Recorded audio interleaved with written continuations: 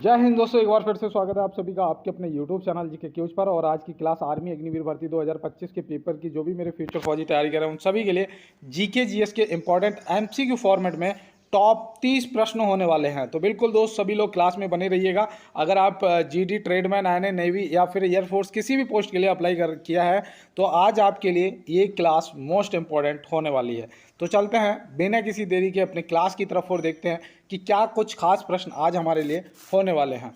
तो देखिए यहाँ पे दोस्त, क्लास को स्टार्ट करने से पहले एक बार मेरे जितने भी फ्यूचर फौजी मुझे सुन रहे हैं कमेंट बॉक्स में जय हिंद जरूर टाइप करेंगे। एक बार सभी दोस्त कमेंट बॉक्स में जय हिंद जरूर टाइप करेंगे। और चलते हैं अब अपने क्लास की तरफ। देखिए यहाँ पे पहला प्रश्न दिया है कि जम्मू कश्मीर राज्य की ग्रीष्मकालीन राजधानी क्या है। जम्मू कश्मीर राज्य की ग्रीष्मकालीन राजधानी क्या है। तो आप यहाँ पे क्या बताएंगे। मैं आपको बताऊं, देखो याद रखना बेटा, अगर ग्रीष्मकालीन पूछी जाएगी तो वो हो जाएगी बेटा आपकी श्रीनगर। क्या हो जाएगी?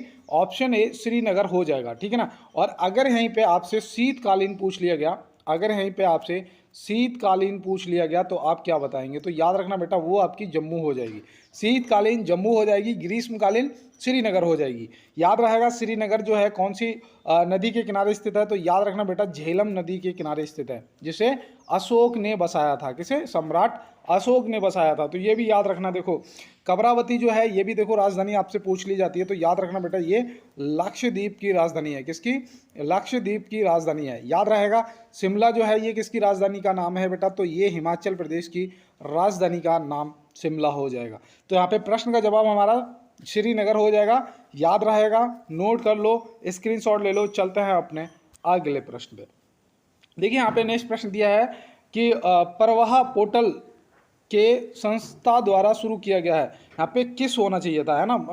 प्रवाह पोर्टल जो है वो किस संस्था द्वारा शुरू किया गया है। तो आप क्या बताएंगे। यहाँ पे ये के नहीं है, यहाँ पे किस होना चाहिए था। तो बताओ बेटा, प्रवाह पोर्टल जो है वो किस संस्था द्वारा शुरू किया गया है। तो यहाँ पे जो आपका जवाब है वो क्या हो जाएगा। तो बिल्कुल मैं यहाँ पे उम्मीद कर रहा हूँ कि आपका जो राइट आंसर हो है वो यहाँ पे भारतीय रिजर्व बैंक, ऑप्शन सी हो जाएगा। क्या हो जाएगा? आरबीआई। यहाँ पे भारतीय रिजर्व बैंक जो है वो यहाँ पे बिल्कुल आपका राइट आंसर हो जाएगा। नोट कर लो, वेरी मोस्ट इंपॉर्टेंट आपके लिए। और चलते हैं इसके साथ में अपने अगले प्रश्न की तरफ। देखिए दोस्तों, यहाँ पे नेक्स्ट प्रश्न दिया है कि निम्नलिखित में से मदुरै हवाई अड्डा किस राज्य में स्थित है। बताओ बेटा, मदुरै हवाई अड्डा किस राज्य में स्थित है। अगर आपको ये पता है ना कि मदुरै कहाँ स्थित है, कौन से राज्य में पड़ता है, तो आप बहुत इजी तरीके से इसका जवाब कर देंगे तमिलनाडु, जो कि ऑप्शन सी यहाँ पे आपका राइट आंसर हो जाएगा। और अपना भी जो आंसर है ना दोस्त, कमेंट बॉक्स में करते हुए चलना है आप सभी को। और याद रखना बेटा, देखो यहाँ पे छत्तीसगढ़ में याद रखना एक एयरपोर्ट है स्वामी विवेकानंद, है ना। स्वामी विवेकानंद एयरपोर्ट जो है वो आप याद रखना कहाँ पर है, छत्तीसगढ़ में है, ठीक है ना। गुजरात में याद रखना सरदार वल्लभ भाई पटेल अंतर्राष्ट्रीय हवाई अड्डा। सरदार वल्लभ भाई पटेल अंतर्राष्ट्रीय हवाई अड्डा कहाँ है? गुजरात में है। नई दिल्ली में इंदिरा गांधी हवाई अड्डा, आईजी, है ना, इंदिरा गांधी अंतर्राष्ट्रीय हवाई अड्डा, याद रहेगा। नोट कर लो, वेरी मोस्ट इंपॉर्टेंट। देखो आपसे हवाई अड्डे भी आपके पेपर के अंदर आपसे पूछ लिए जाते हैं। तो चलते हैं इसके साथ में अपने अगले प्रश्न की तरफ। देखिए दोस्त, यहाँ पे नेक्स्ट प्रश्न दिया है 29 मार्च 1857 को मंगल पांडे जी ने अंग्रेज अधिकारी पर कहाँ गोली चलाई थी। 29 मार्च 1857 को मंगल पांडे जी ने अंग्रेज अधिकारी पर कहाँ गोली चलाई थी। तो आप यहाँ पे क्या बताएंगे। वेरी मोस्ट इंपॉर्टेंट प्रश्न ये आपके लिए। देखो 1857 की क्रांति से प्रश्न आपसे पूछे जाते हैं, है ना। एक पूछा जाता है कि 1857 की क्रांति का तत्कालीन कारण क्या था। तो भैया सिपाही विद्रोह था, आप सभी को पता है। तो यहाँ पे याद रखना, कुछ दोस्त मेरठ को भी टिक करेंगे, लेकिन मैं आपको बता दूं यहाँ पे बैरकपुर छावनी में गोली चलाई थी, जो कि ऑप्शन सी यहाँ पे क्या हो जाएगा, बैरकपुर आपका राइट आंसर हो जाएगा। मंगल पांडे जी जो थे वो याद रखना बेटा 34वीं बंगाल नेवी नेटिव 34वीं बंगाल नेटिव इन्फेंट्री बटालियन में सिपाही थे। याद रहेगा कौन सी? 34वीं बंगाल नेटिव इन्फेंट्री बटालियन में सिपाही थे। तो ये भी आप यहाँ पे ध्यान रखेंगे। वेरी मोस्ट इंपॉर्टेंट प्रश्न आपके लिए। और चलते हैं इसके साथ अपने अगले प्रश्न की तरफ। देखिए यहाँ पे नेक्स्ट प्रश्न दिया है संथाल जनजाति किस राज्य में निवास करती है। भैया ये आपसे जरूर पूछी जाती हैं। कल मैंने आपसे कुकी जनजाति पूछा था, आज यहाँ पे संथाल जनजाति पूछ लिया गया है। आप क्या बताएंगे। याद रखना दोस्त, ये उड़ीसा में निवास करती है। कहाँ पर? उड़ीसा, ऑप्शन सी यहाँ पे आपका राइट आंसर हो जाएगा। उड़ीसा राइट आंसर आपका हो जाएगा, याद रहेगा। मणिपुर में याद रखना बेटा, जो कि मैंने कल आपसे कुकी जनजाति पूछा था और किसी भी दोस्त ने इसका आंसर कमेंट बॉक्स में नहीं करा था। तो याद रखना बेटा, कुकी जनजाति आपकी मणिपुर में निवास करती है। उत्तराखंड से याद रखना बेटा, भोटिया जनजाति जरूर पूछा जाता है। भोटिया जनजाति जो है ये उत्तराखंड में निवास करती है। राजस्थान में याद रखना बेटा, मीणा जनजाति निवास करती है। कौन सी? मीणा जनजाति निवास करती है। मिजो जनजाति बताओ, मिजो जनजाति कहाँ निवास करती है? तो भैया ये मिजोरम में करती है। कौन सी? मिजो जनजाति। देखो एक थारू जनजाति पूछ लिया जाता है, थारू जनजाति याद रखना बेटा, उत्तर प्रदेश में निवास करती है ना। तो ये आपके लिए काफ़ी इंपॉर्टेंट प्रश्न बनते हैं जनजातियों से, यहाँ से भी प्रश्न आपके पूछे जाते हैं। चलते हैं इसके साथ में अपने अगले प्रश्न पे। देखिए बेटा, यहाँ पे नेक्स्ट प्रश्न दिया है कि भारतीय राष्ट्रीय कांग्रेस का पहला अंग्रेज अध्यक्ष कौन था? भैया भारतीय राष्ट्रीय कांग्रेस का पहला अंग्रेज अध्यक्ष कौन था? वेरी वेरी मोस्ट इम्पोर्टेंट, आपको पता होना चाहिए। और यहाँ पे मैं उम्मीद करता हूँ कि आप जो है ऑप्शन ए को करेंगे, जॉर्ज यूल को, है ना। ऑप्शन ए को टिक करेंगे, जॉर्ज यूल को। कुछ दोस्त यहाँ पे ए ओ ह्यूम को भी करेंगे, है ना। याद रखना बेटा, इन्होंने इसकी जो भारतीय राष्ट्रीय कांग्रेस था इसका स्थापना करी थी, है ना। तो ए ओ ह्यूम को याद रखोगे। और जॉर्ज यूल जो थे ये भारतीय राष्ट्रीय कांग्रेस के पहले अंग्रेज अध्यक्ष थे। तो ये आपको वेरी मोस्ट इंपॉर्टेंट नोट कर लेना है। और चलते हैं इसके साथ में अपने अगले प्रश्न पे। देखिए दोस्त, यहाँ पे नेक्स्ट प्रश्न दिया है कि निम्नलिखित में से भारत तिब्बत सीमा पुलिस का स्थापना वर्ष क्या है? ITBP, है ना, ITBP का पूछा है। बताओ भारत तिब्बत सीमा पुलिस का स्थापना वर्ष क्या है? तो मैं आपको बताऊं, ये 24 अक्टूबर 1962 में इसकी स्थापना हुई थी। कब? 24 अक्टूबर 1962 में इसकी स्थापना हुई थी। विशेष रूप से आप इसे ध्यान रखेंगे। और सबसे इम्पोर्टेंट आपकी ये जो 1835 में सबसे पहले कौन सी बनी थी? असम राइफल। कौन सी बेटा? असम राइफल। तो ये भी आप याद रखेंगे, ठीक है ना, ये भी आप याद रखेंगे। तो राइफल, असम राइफल 1835, 1962 में ITBP, 1965 में बेटा VSF, बॉर्डर सिक्योरिटी फोर्स, है ना, सीमा सुरक्षा बल, BSF का स्थापना वर्ष याद रखना। 1948 में बेटा NCC का स्थापना हुआ था। NCC, नेशनल कैडेट कोर, है ना, नेशनल कैडेट कोर का स्थापना हुआ था। तो ये भी आप यहाँ पे ध्यान रखेंगे। मोस्ट इंपॉर्टेंट आपके लिए, वेरी वेरी मोस्ट इंपॉर्टेंट ये प्रश्न बनता है। और चलते हैं इसके साथ अपने अगले प्रश्न पे। देखो दोस्त, यहाँ पे नेक्स्ट प्रश्न दिया है आपका कि मंगल ग्रह सूर्य की एक परिक्रमा कितने दिनों में करता है? यहाँ पे आपको पृथ्वी दिवस बताना है। भाई हमारा जो समय होता है, हमारे जो पृथ्वी पे दिन रात होते हैं, उस हिसाब से आपको यहाँ पे बताना है कि मंगल ग्रह जो है वो सूर्य की एक परिक्रमा कितने दिनों में करता है। तो यहाँ पे जो आपका राइट आंसर है वो याद रखना 687 दिन, ऑप्शन सी हो जाएगा। क्या हो जाएगा? 687 दिन, ऑप्शन सी हो जाएगा। आप ध्यान रखेंगे। दूसरा यहाँ पे याद रखना, मंगल ग्रह का जो रंग है वो लाल है। कैसा है? लाल, आपको ध्यान रखना है। देखो 88 दिन, सबसे कम दिनों में करता है बुध ग्रह। कौन करता है बेटा? बुध ग्रह करता है। और ये सूर्य के सबसे नज़दीक ग्रह भी है। सबसे नज़दीक ग्रह बुध ग्रह है, जो कि 88 दिनों में परिक्रमा कर लेता है। याद रहेगा। अब देखो यहाँ पे 224.7 दिन, ये आपका शुक्र ग्रह हो जाएगा। शुक्र ग्रह जो है वो करता है 224 दिनों में एक सूर्य की परिक्रमा, एक परिक्रमा, ठीक है ना। याद रहेगा।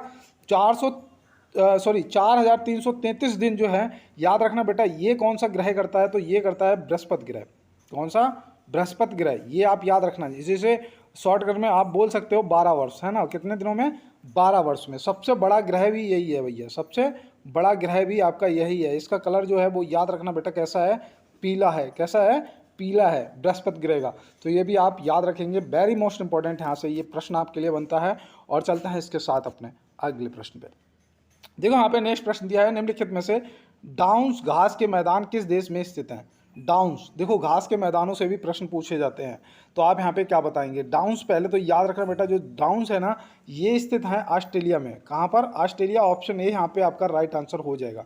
क्या हो जाएगा? ऑस्ट्रेलिया हो जाएगा। अगर आपने कोई और टिक करा है ना तो आप अब अपना कन्फ्यूजन जो है वो दूर कर लो। देखो अफ्रीका से याद रखना बेटा, सवाना घास के मैदान। सवाना घास के मैदान कहाँ पर पाए जाते हैं? अफ्रीका में पाए जाते हैं। अर्जेंटीना से याद रखना बेटा, अर्जेंटीना से आपका वो हो जाएगा पंपास। पंपास घास के मैदान जो हैं वो कहाँ पाए जाते हैं? अर्जेंटीना में पाए जाते हैं। अगर यहीं पे आपसे स्टेपिस पूछा जाए, स्टेपिस, है ना, स्टेपिस घास के मैदान कहाँ पाए जाते हैं? तो आप क्या बताएंगे? यहाँ पे जा होगा, स्टेपेज है ना, स्टेपेज। तो याद रखना स्टेपेज जो घास के मैदान है ना, ये एशिया और यूरोप है ना, एशिया और यूरोप दोनों में पाए जाते हैं। तो यहाँ पे राइट आंसर आपका ऑस्ट्रेलिया, ऑप्शन ए हो जाएगा राइट आंसर। चलते हैं इसके साथ अपने अगले प्रश्न पे। देखो यहाँ पे नेक्स्ट प्रश्न दिया है कि निम्नलिखित में से सबसे चमकीला तारा कौन सा है? निम्नलिखित में से सबसे चमकीला तारा कौन सा है? तो आप क्या बताएंगे? मैं आपको यहाँ पे बताऊँ, ऑप्शन सी आपका राइट आंसर होगा, क्योंकि देखो वैसे तो सीरियस बोलते हैं लेकिन इसे डॉग स्टार भी कहते हैं। क्या कहते हैं? डॉग स्टार भी कहते हैं। सीरियस जो तारा है इसे डॉग स्टार भी कहते हैं। यहाँ पे एक प्रश्न हार्ड हो सकता है, ऐसे हो सकता है कि भैया अगर पूछा जाएगा कि सबसे चमकीला तारा सीरियस जो है वो पृथ्वी से कितना दूर है, तो याद रखना दोस्त 8.6 प्रकाश वर्ष दूर। कितना? प्रकाश वर्ष दूर है। तो ये भी आप ध्यान रखेंगे, ठीक है ना। अब कोई दिक्कत तो नहीं है, यहाँ से समझ आ गया आपको? सीरियस या डॉग स्टार यहाँ पे आपका राइट आंसर हो जाएगा। अगर यहीं पे मैं आपसे पूछ लूँ कि वो कौन सा ग्रह है जिसके सबसे ज़्यादा उपग्रह हैं, बताओ वो कौन सा ग्रह है जिसके सबसे ज़्यादा उपग्रह हैं, तो आप क्या बताएंगे? शनि ग्रह बताएंगे। क्या बताएंगे? शनि ग्रह। इसके पता कितने उपग्रह हैं? 146 उपग्रह हैं बेटा। कितने? 146 उपग्रह हैं। वेरी मोस्ट इंपॉर्टेंट, आप ध्यान रखेंगे और नोट कर लो। चलते हैं इसके साथ अपने अगले प्रश्न पे। देखिए दोस्त, यहाँ पे नेक्स्ट प्रश्न दिया है, निम्नलिखित में से पेनिसिलिन के खोजकर्ता कौन है? पेनिसिलिन के खोजकर्ता कौन है और कब खोज करी थी, ये भी बताना। मैं आपको बताऊं, ये प्रश्न ज़्यादातर पूछ लिया जाता है। तो आप यहाँ पे क्या बताएंगे? मुझे उम्मीद है कि आप यहाँ पे अलेक्जेंडर फ्लेमिंग ऑप्शन ए को टिक करेंगे, ठीक है ना। बिल्कुल सही जवाब है आपका। और इन्होंने खोज जो है 1928 में करी थी। पेनिसिलिन की खोज जो है 1928 में करी थी। Very most important. देखो बेंटिंग मन लगा देना, बेंटिंग से याद रखना, इन्होंने इंसुलिन की खोज करी थी। किसकी? इंसुलिन की खोज करी थी, है ना, जो कि मधुमेह के लिए लगाया जाता है। अगर किसी को शुगर हो जाता है तो इंसुलिन की कमी हो जाती, सीधी सी बात, तो उसे इंसुलिन देना पड़ता। तो इंसुलिन की जो खोज है वो बेंटिंग ने करी थी। और कब करी थी? तो याद रखना 1921 में करी थी, है ना। इंपॉर्टेंट। हरगोबिंद खुराना जी से याद रखना, ये तो बिल्कुल इंपॉर्टेंट है भैया। जेनेटिक कोड की जो खोज है, जेनेटिक कोड की जो खोज है वो किसने करी थी? तो याद रखना बेटा हरिगोबिंद खुराना जी ने करी थी। याद रहेगा, नोट कर लो, वेरी मोस्ट इंपॉर्टेंट आपके लिए। और चलते हैं इसके साथ में अपने अगले प्रश्न पे। देखो 12वां क्वेश्चन है। मैं यहाँ पे रुकूंगा सिर्फ 10 सेकंड के लिए और यही कहूँगा जो भी मेरे नए पुराने दोस्त मेरे साथ में जुड़े हो, एक बार यार लाइक वाला बटन तो दबा दिया करो, मैं भी थोड़ा मोटिवेट हो जाता हूँ। और देखो सब्सक्राइब जरूर कर लेना यार चैनल को। अगर सब्सक्राइब करके बेल आइकन दबा लोगे तो मैं जैसे ही क्लास अपलोड करूँगा आपको तुरंत मिल जाएगी। और वो सारे इंपॉर्टेंट क्वेश्चन मैं आपको करवा रहा हूँ जो आपके पेपर में आपको डायरेक्ट देखने को मिलेंगे। और ज़्यादा से ज़्यादा देखो आप लोग शेयर किया करो। जब मुझे लगता है कि मैंने जो कल क्लास अपलोड किया था उस पर अभी तक मात्र 38 लोगों ने देखा है, तो मुझे भी ऐसा लगता है कि आज क्या क्लास अपलोड करोगे, अभी इसे ही सही से नहीं देखा है दोस्तों ने, है ना। तो यार थोड़ा सा यार शेयर कर दिया करो आप लोग, थोड़ी सी मेरी हेल्प करो। इतना कर सकते हो ना अपने भाई के लिए, तो यार थोड़ी सी प्लीज़ यार हेल्प कर दो। देखो यहाँ पे दिया है, निम्नलिखित में से लैगोड़ा झील कहाँ स्थित है?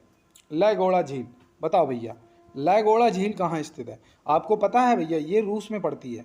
कहाँ? ऑप्शन बी यहाँ पे रूस आपका क्या हो जाएगा? सही जवाब हो जाएगा। एक आपका बैकाल झील भी है ना, बैकाल झील कहाँ है? तो ये भी आपकी रूस में है, ये आपको पता है ना। तो बिल्कुल। अब देखो यहाँ पे कनाडा से याद रखना बेटा, कनाडा से भी पूछा जा सकता है। ग्रेट बैरियर रीफ, कौन सा? ग्रेट बैरियर झील, ग्रेट बैरियर झील, ठीक है ना। ये कहाँ पर है? तो याद रखना बेटा ये कनाडा में पड़ती है। ग्रेट बैरियर झील कहाँ है?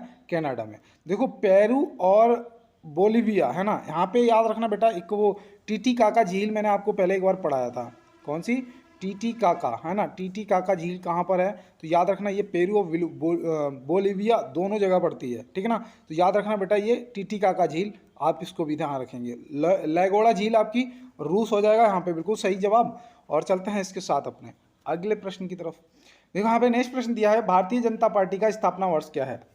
भारतीय जनता पार्टी का स्थापना वर्ष क्या है और इसकी स्थापना किसने करी थी? तो आप क्या बताएंगे? Very most important. और याद रखना इसे क्या बोलते हो आप? बीजेपी, है ना। क्या? BJP, Bharatiya Janata party. याद रखना बेटा इसकी जो स्थापना है वो हुई थी 6 अप्रैल 1980 को, है ना। कब? 6 अप्रैल, मैं यहाँ पे लिख देता हूँ 6 अप्रैल 1980 को इसकी स्थापना हुई थी। और किसने करी थी वो भी याद रखना दोस्त? अटल बिहारी वाजपेयी जी ने। अटल बिहारी वाजपेयी जी ने। इनका एक नारा जरूर याद रखना अटल बिहारी वाजपेयी जी का, जय जवान जय किसान जय विज्ञान। है ना, ये देखो पूछ लिया जाता है। जय जवान जय किसान जय विज्ञान का नारा किसने दिया था? अटल बिहारी वाजपेयी जी ने, याद रहेगा। 1885 में किसकी स्थापना हुई थी? तो अभी मैंने आपको बताया था बेटा, कांग्रेस की। किसकी? कांग्रेस की स्थापना हुई थी, है ना। और किसने करी थी?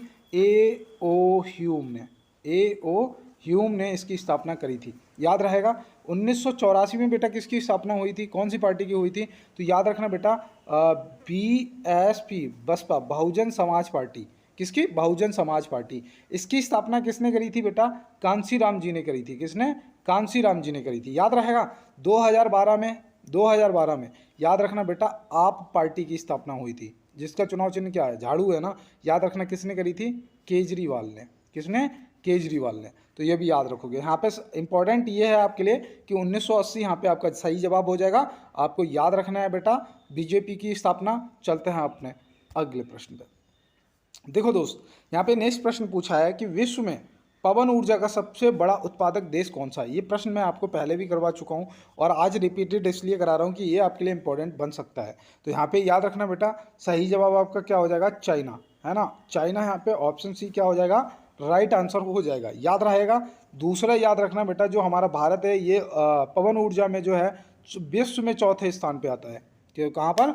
विश्व में चौथे स्थान पे आता है। जब मैंने पाकिस्तान का स्थान ढूंढा ना गूगल पे कि भैया पाकिस्तान कौन से स्थान, तो भैया गूगल दिखाई ही नहीं रहा था सीधा, समझ रहे हो ना। ये सिर्फ आतंकवादी पैदा करते हैं, है ना, बाद बाकी इनके बस का कुछ है भी नहीं। और यहाँ पे मैं आपको बताऊँ, अमेरिका जो है ये दूसरे स्थान पे आता है और जर्मनी जो है ये तीसरे स्थान पे आता है। तो याद रहेगा, नोट कर लो, वेरी मोस्ट इंपॉर्टेंट यहाँ से। और चलते हैं अपने अगले प्रश्न पे। देखो यहाँ पे नेक्स्ट प्रश्न दिया है कि निम्नलिखित में से अमृत उद्यान कहाँ स्थित है? जिसे पहले मुगल गार्डन भी कहते थे, है ना। क्या कहते थे? मुगल गार्डन। याद रखना, मुगल गार्डन का नाम बदल के अमृत उद्यान कर दिया गया है। और ये कहाँ पर स्थित है? तो ये भी आपसे पूछा जा सकता है। तो बिल्कुल बेटा, यहाँ पे मैं आपको बताऊंगा कि ये दिल्ली में स्थित है। कहाँ पर? दिल्ली में स्थित है। दिल्ली में राष्ट्रपति भवन परिसर में स्थित है। कहाँ पर? राष्ट्रपति जी भवन में, भवन परिसर में स्थित है, याद रहेगा। अब देखो यहाँ पे एक चीज़, प्रयागराज से याद रखना बेटा, चंद्रशेखर आज़ाद पार्क। कौन सा? चंद्रशेखर आज़ाद पार्क जो है ये आपका कहाँ पर है? प्रयागराज में, याद रहेगा। नोट कर लो, देखो इंपॉर्टेंट है दोस्त। राजस्थान से याद रखना बेटा, यहाँ पे गांधी पार्क है। कौन सा? गांधी पार्क। तो गांधी पार्क अगर पूछा जाएगा तो वो भी आप बता देंगे बेटा, कहाँ पर? राजस्थान में, ठीक है ना। अब यहाँ पे कर्नाटक से पता है, कर्नाटक से ऐसा गार्डन बताऊंगा कि चौंक जाओगे, जिसका नाम है वृंदावन। कौन सा? वृंदावन गार्डन। अब देखो, वृंदावन गार्डन अगर आपसे पूछा जाएगा और ऑप्शन में अगर आपको मथुरा ऑप्शन दे दिया, तो मुझे पता है कि 90% दोस्त जवाब कर देंगे, है ना, तुक्का मार देंगे कि वृंदावन मतलब मथुरा होगा, लगा देंगे। लेकिन वृंदावन गार्डन जो है ना, ये कर्नाटक में स्थित है, ठीक है ना। तो नोट कर लो, वेरी मोस्ट इंपॉर्टेंट आपके लिए ये प्रश्न यहाँ पे, और स्क्रीनशॉट लेके चलना है। चलते हैं अपने अगले प्रश्न पे। देखो दोस्त, यहाँ पे नेक्स्ट प्रश्न दिया है कि निम्नलिखित में से बुड्डापेस्ट हंगरी किस नदी के किनारे स्थित है? बुड्डापेस्ट, बुड्डापेस्ट। तो बताओ बेटा, बुड्डापेस्ट जो है वो किस नदी के किनारे स्थित है? और मैं यहाँ पे एक चीज़ आपको और अवगत करा दूँ कि जो बुड्डापेस्ट है ना, ये हंगरी की राजधानी का नाम है। क्या? हंगरी की राजधानी का नाम है। अब चलते हैं अपने प्रश्न पे। देखो यहाँ पे जो राइट आंसर है ना, वो डेन्यूब हो जाएगा। क्या हो जाएगा? ऑप्शन ए डेन्यूब यहाँ पे हमारा राइट आंसर हो जाएगा। देखो, सीन नदी के किनारे पूछा जाता है, सीन नदी के किनारे पेरिस पूछा जाता है। क्या? पेरिस। पेरिस आपको पता ही होगा भैया कहाँ पर है? फ्रांस में। कहाँ पर है? फ्रांस में। तो ये तो आपको याद रहेगा, पेरिस सीन नदी के किनारे। सुमिदा नदी के किनारे बताओ, शायद कुछ दोस्तों ने पहली बार नाम सुना होगा, मैं आपको बताऊं, जापान की राजधानी क्या? टोक्यो। तो याद रखना बेटा, टोक्यो जो है ना, ये इसी नदी के किनारे स्थित है, सुमिदा नदी के किनारे, याद रहेगा। आप देखो यहाँ पे ट्रिगिस नदी के किनारे बताओ, ट्रिगिस नदी के किनारे, याद रखना दोस्त, बगदाद है। क्या है? बगदाद, ठीक है ना। बगदाद जो है ये ट्रिगिस नदी के किनारे। नदी के मेरे पेपर में पूछा था लंदन, है ना, लंदन कौन सी नदी के किनारे? तो मुझे तो पता था भैया टेम्स नदी, है ना, मैंने तुरंत टिक कर दिया था और मेरा राइट आंसर था, ठीक है ना। तो ऐसे आपसे नदियां भी पूछी जाएंगी। चलते हैं अपने अगले प्रश्न पे। देखो यहाँ पे प्रश्न दिया है, निम्नलिखित में से 500 रुपए के नोट पर अंकित चित्र कौन सा है? बताओ यहाँ पे। ये तो आप सभी को पता होना चाहिए, है ना, और मुझे उम्मीद है कि यहाँ पे कोई भी दोस्त इसका जो आंसर है वो गलत नहीं करेगा, ठीक है ना। तो पहले तो देखो 17वां क्वेश्चन है, 5 सेकंड के लिए रुकूंगा और यही कहूँगा, हो सकता है मेरी जवान पे माँ सरस्वती विराजमान हो, और जिन भी फ्यूचर फौजियों के कानों में मेरी आवाज़ जा रही है ना, आपको बेटा इस बार ना 100% सफलता मिलेगी, 100% आपकी वर्दी जो है वो पक्की है, ठीक है ना। पेपर भी मैं आपको बता दूं, आपका जून में पेपर है और अगर स्किप हुआ ना तो जुलाई के फर्स्ट वीक में कभी भी हो सकता है। तो इसलिए देखो, फौज में जाना तो हमेशा रेडी रहो।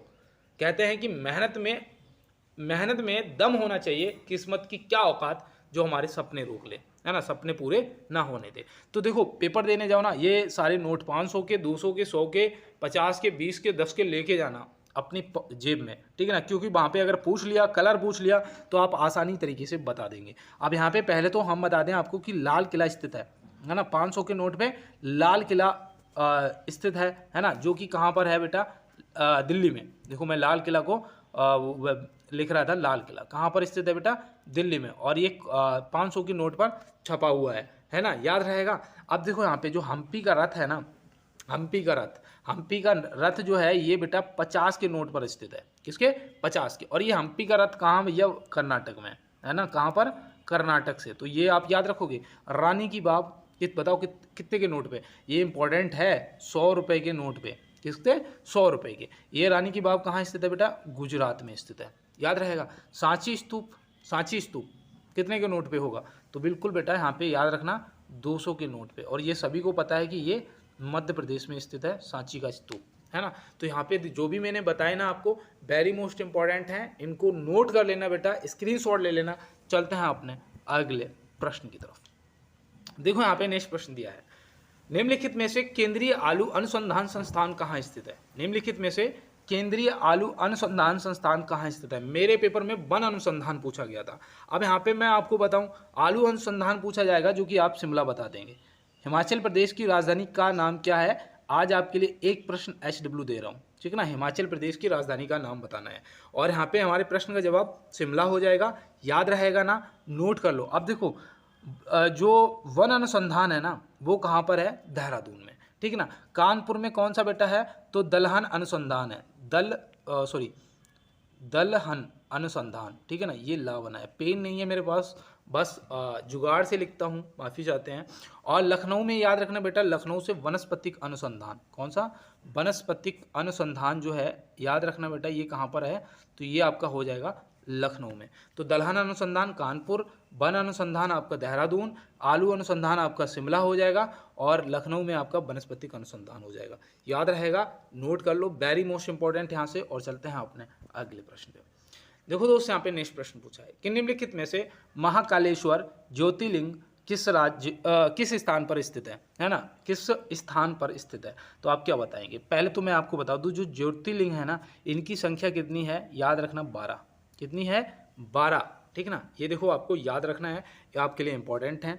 अब यहाँ पे प्रश्न पे चलते हैं कि महाकालेश्वर ज्योतिर्लिंग किस स्थान पर स्थित है? तो याद रखना बेटा, ये अभी राज्य बोल गया था मैं, तो राज्य तो बेटा हमारे यहाँ पे मध्य प्रदेश हो जाएगा, है ना। और जगह आप हमारी उज्जैन हो जाएगी। क्या हो जाएगी? उज्जैन। उज्जैन का पुराना नाम आपको पता है, मैंने बताया भी है, अवंतिका, है ना। किसका पुराना नाम है?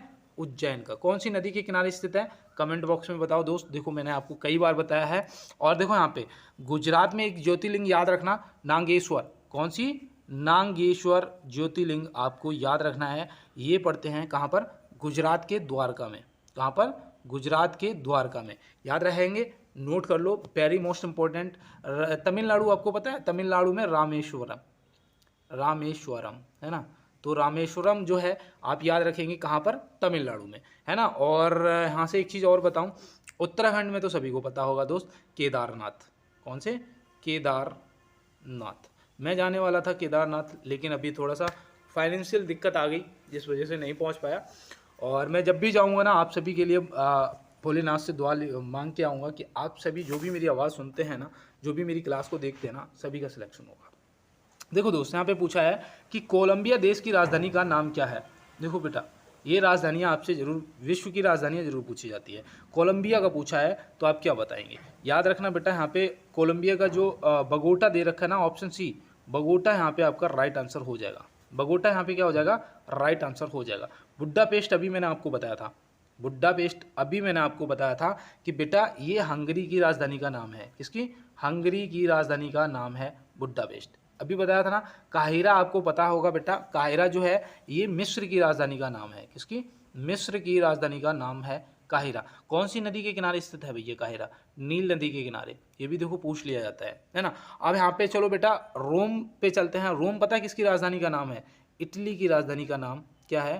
रोम है। तो ये भी आप यहाँ पे ध्यान रखेंगे। तो याद रहेगा बेटा, काहिरा मिस्र की राजधानी, रोम इटली की राजधानी, बगोटा यहाँ पे प्रश्न का जवाब कोलंबिया हो जाएगा, और बुडापेस्ट हंगरी हो जाएगा। याद रहेगा, वेरी मोस्ट इंपॉर्टेंट, यहाँ से नोट कर लो, स्क्रीनशॉट ले लो। चलते हैं अपने अगले प्रश्न पे। निम्नलिखित में से विश्व कवि की उपाधि किससे संबंधित है? मैं आपको बताऊं, टेलीग्राम पे मैंने देखा है कि 631 लोग ज्वाइन कर चुके हैं, और अभी भी लगभग 5 दिनों से 631 लोग ही है ना। तो मुझे लग रहा है कि आप लोगों को शायद पीडीएफ की ज़रूरत नहीं है। तो कोई बात नहीं है दोस्त, मैं आपको पीडीएफ बिल्कुल नहीं दूंगा जब तक आप लोग नहीं कहेंगे। आपको पीडीएफ नहीं दूंगा, कोई दिक्कत नहीं है, और जैसे आप कहेंगे तो सारी पीडीएफ दे दूंगा। ये सब मैं सेव कर रहा हूँ, ठीक है ना, कोई दिक्कत नहीं है। और बताओ विश्व कवि की जो उपाधि है वो किससे संबंधित है? तो याद रखना दोस्त, श्री रविंद्रनाथ टैगोर जी। ऑप्शन भी क्या हो जाएंगे? श्री रविंद्रनाथ टैगोर जी। ये उपाधियां भी आपको याद रखनी है, ठीक है ना। श्री लाल बहादुर शास्त्री जी से आपको पता है, इन्हें शांति पुरुष कहते थे। क्या कहते थे?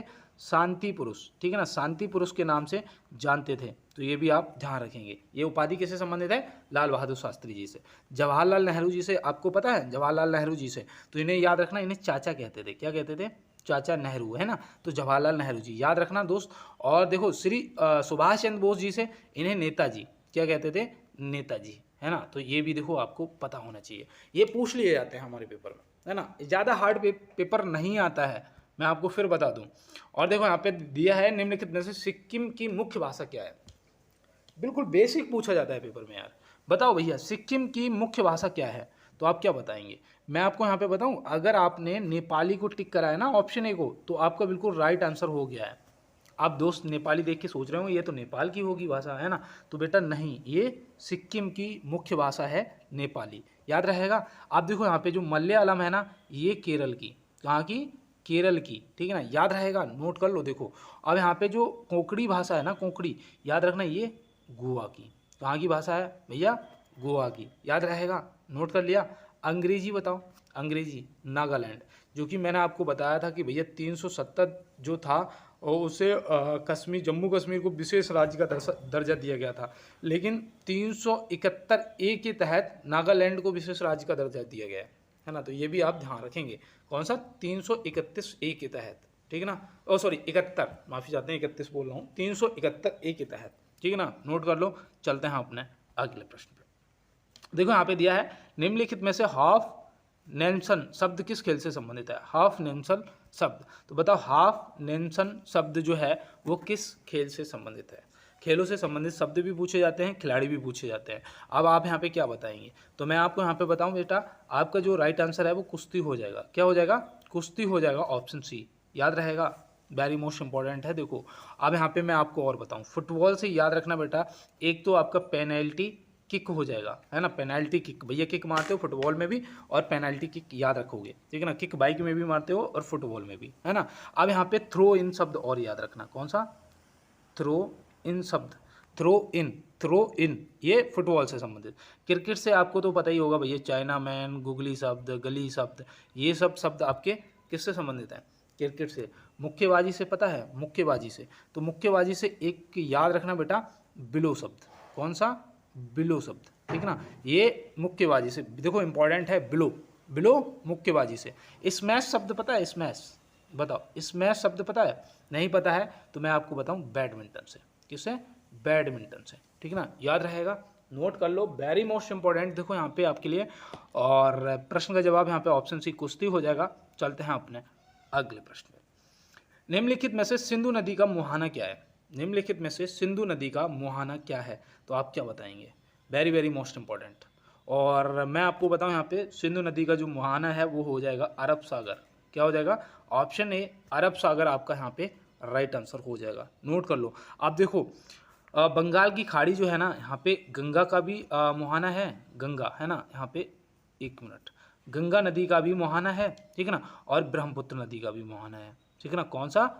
बंगाल की खाड़ी। खम्बत की खाड़ी, बताओ खम्बत की खाड़ी, तो खम्बत की खाड़ी, या फिर बोल सकते हो अरब सागर, है ना। तो बेटा नर्मदा नदी, ठीक है ना, नर्मदा नदी। तो ये भी आप ध्यान रखेंगे। हालांकि यहाँ पे जवाब जो है खम्बत की खाड़ी भी आपका सही होता है, लेकिन अरब सागर दे रखा ना तो आप लगा देना, ठीक है ना। मैंने यहाँ पे सिर्फ नर्मदा नदी का मुहाना बताने के लिए आपको खम्बत की खाड़ी का ऑप्शन दे दिया है, और आप इसे विशेष रूप से ध्यान रखेंगे।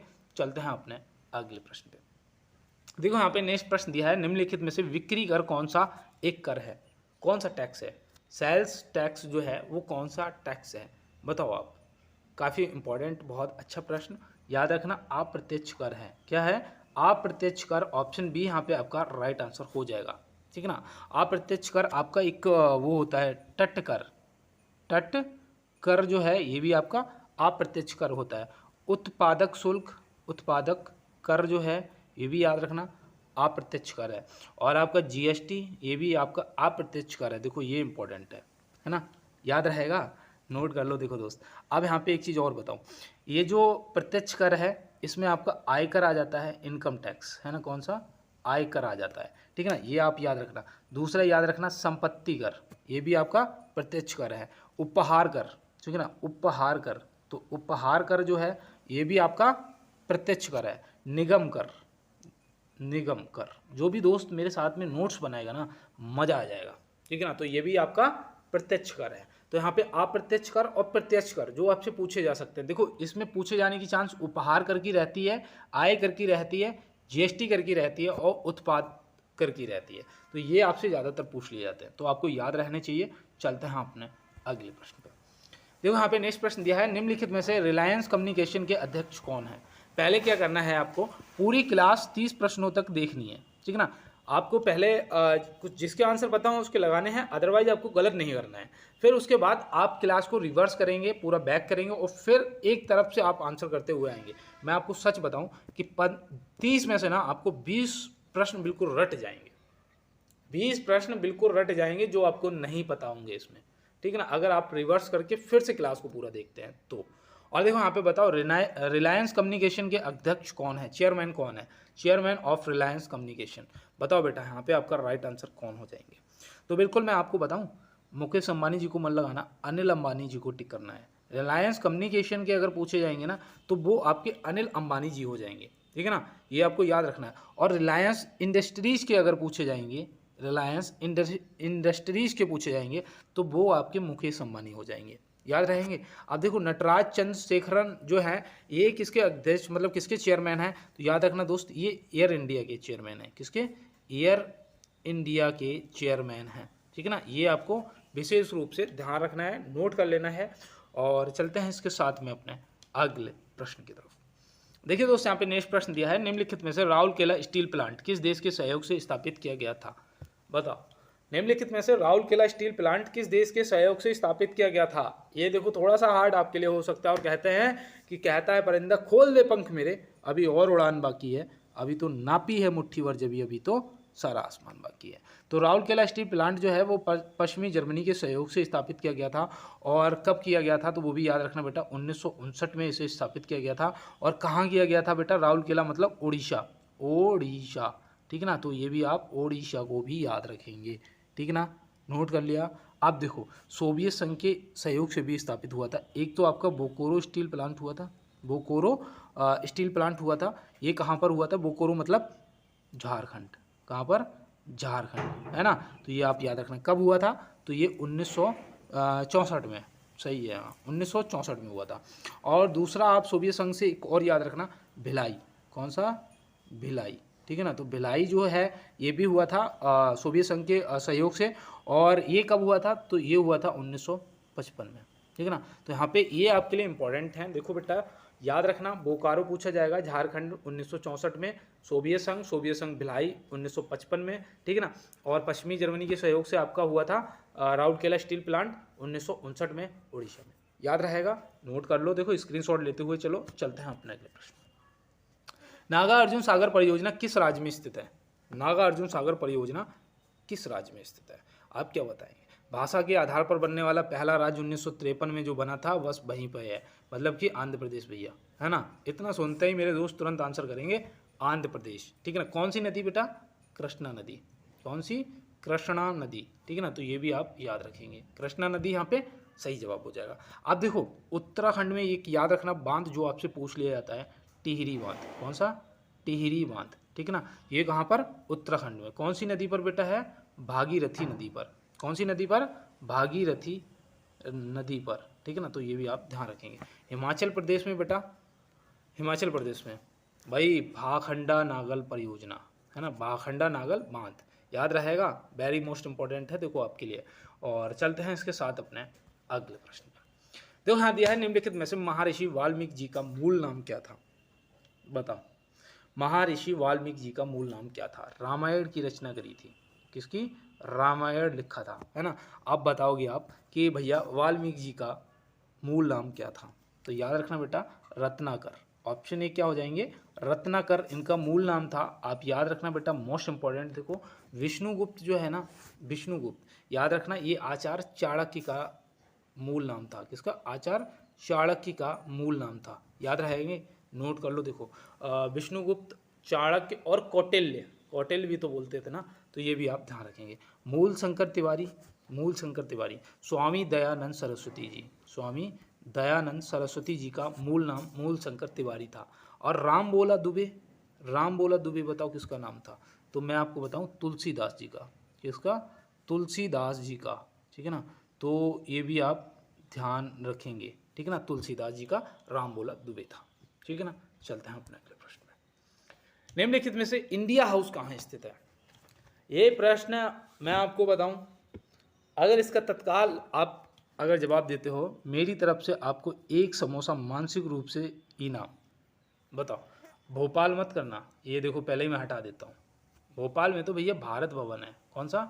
भारत भवन, है ना। आप देखो भारत भवन या फिर इंडिया हाउस, इंडिया हाउस पूछा है, तो इंडिया हाउस याद रखना बेटा, ये लंदन में है। कहाँ पर? लंदन। ऑप्शन सी यहाँ पे क्या हो जाएगा? हमारा बिल्कुल राइट आंसर हो जाएगा, याद रहेगा, नोट कर लो। देखो इंपॉर्टेंट आपके लिए काफ़ी। और मैं आपको यहाँ पे बता दूं दोस्त कि आज की क्लास में मैंने जो आपको ये 30 प्रश्न कराया ना, आप जब भी पेपर देने जाओगे वहाँ पे आपको 2 से 3 प्रश्न इस क्लास से देखने को मिलेंगे, ठीक है ना।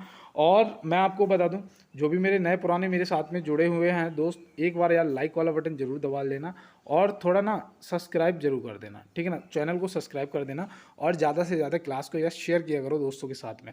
अगर ऐसे व्यूज आते रहे तो मैं आपको बता दूँ, नेक्स्ट 7 दिनों के अंदर मैं क्लास को फिर क्लोज कर दूंगा, बंद कर दूंगा। और क्योंकि बहुत ज़्यादा दोस्त कह रहे हैं ग्रुप डी के लिए, है ना, ग्रुप डी के लिए, तो फिर मैं ग्रुप डी का क्लास स्टार्ट कर दूंगा। मैं आपको बताऊं, मैं एक ही क्लास दे पाऊंगा क्योंकि यार मेरे पास ना 1.5 GB डाटा होता है, मात्र 1.5 GB डाटा होता है, जिसमें मुझे खुद भी पढ़ना होता है और आपके लिए क्लास भी क्रिएट करना होता है ना। तो मैं एक क्लास दे पाऊंगा। अगर आप लोगों को ये आर्मी की क्लास पसंद नहीं आ रही है तो मैं इसे आप जैसे ही मुझे बताएंगे ना, मैं क्लोज कर दूंगा, कोई दिक्कत नहीं है। मैं ग्रुप डी की क्लास स्टार्ट कर दूंगा क्योंकि दोस्त उसके लिए बहुत ज़्यादा कह भी रहे हैं। तो आपके हाथ में निर्णय है, जो भी मेरे फ्यूचर फौजी मुझे सुन रहे हैं, और आगे आपकी इच्छा है। और मिलते हैं दोस्त नेक्स्ट क्लास में ऐसे ही प्रश्नों के साथ में। और तब तक के लिए मेरे सभी फ्यूचर फौजियों को मेरा जय हिंद, वंदे मातरम, भारत माता की जय।